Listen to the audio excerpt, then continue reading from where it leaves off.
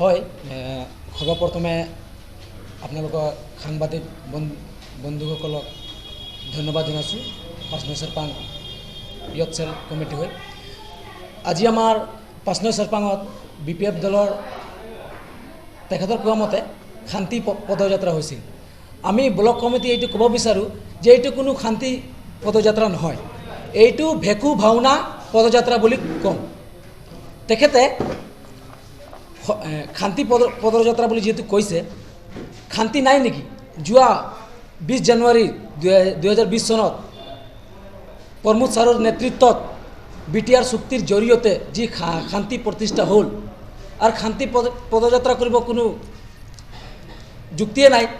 তেখেতে যিকে সভাত আকাৰে যিকে কথা কৈ আছে যুক্তিহীন ভিত্তিহীন কথা, এইবোৰ কথাবিলাক কৈ আছে। আজি চাওঁ, আজিৰ যোনটো প্ৰগ্ৰাম আমি চালোঁ তাতে মানুহ নাই, আৰু মানুহ নহ'লা হয় তেখেতে হাগ্ৰামা মহিলাৰী আৰু BPF দলে আজি মংগলবাৰ বুলি জানি বুজি আজি সভাখন মানে যোনটো পদযাত্ৰা ভেকু ভাওনা পদযাত্ৰা আজি সিহঁতে আয়োজন কৰিছে। কাৰণ তেখেতে ভালদৰে জানে মানুহ নাহিব, তেখেতৰ আস্থাই নাই। ৰাইজে বুজি পাইছে যে BPF দলৰ থাকি কিনে একো উন্নতি নহ'ব। 17 বছৰে যি দুৰ্নীতি কৰিলে, হাৰাশাস্তি কৰিলে, জাতি ভাইৰ মাজত যি কাজিয়া, লজ্জাজনক। তো সেই আজি প্ৰগ্ৰামটো মংগলবাৰ বুলি মানে মানুহ হ'ব।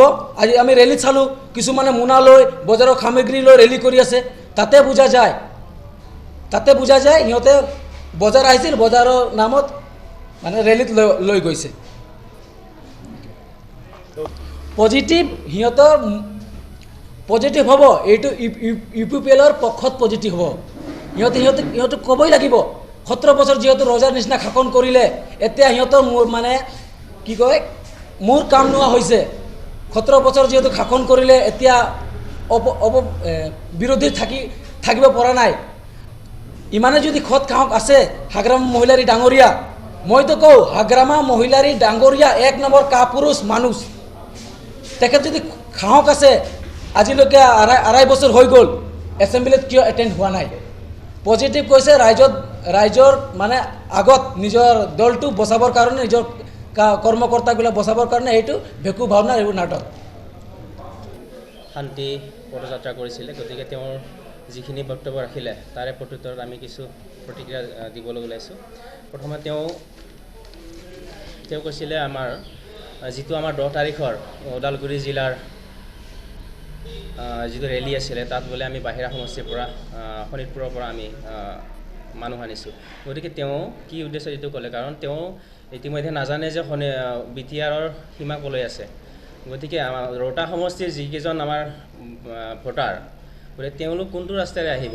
17টা বছৰে তেওঁলোকে এখন দলং দিব নোৱাৰিলে। গতিকে বৰচলা সমষ্টিৰ মানুহখিনি এনেকৈ শোণিতপুৰ আপোনাৰ ৰৌতা ওৰাং হৈ আহিব লাগে। গতিকে প্ৰথমে দেখাত আমি সকলোৱে ভাবিম যে শোণিতপুৰৰ পৰা আহিছে, কিন্তু তেওঁলোক একচুৱেলি বৰচলাৰ পৰা আহিছে। গতিকে এইটো তেওঁৰ যিটো তেওঁ অপাত লগাইছে এইটো ভিত্তিহীন। গতিকে আমাৰ ওদালগুৰি সমষ্টিৰ বাহিৰে আৰু কোনো তাত উপস্থিত হোৱা নাই। আৰু দ্বিতীয়তে তেওঁ এটা প্ৰকাশ কৰি আছে প্ৰমোদ বড়ো হাতাও, BTC বচাও। একচুৱেলি প্ৰমোদ বড়োটো হাতাব তেওঁ ভাবিলে নাহাতে প্ৰমোদ বড়ো। গতিকে তেওঁ ইতিমধ্যে ৰাইজে তেওঁক এই সমষ্টিৰ পৰা মানে BTCৰ পৰা বাহিৰ কৰাই দিছে। গতিকে তেওঁ সেইটো ৰাইজৰ যিটো মতামত বা যিটো ৰাইজৰ সিদ্ধান্ত, সেইটোতো মানি ল'ব লাগে। এনে অযথা মানে মতিভ্ৰমৰ নিচিনা বকি থাকি লাভ নাই। আৰু তেওঁ এটা কথা কৈ ফুৰিছে, প্ৰমোদ বড়োৱে মানে মিছলি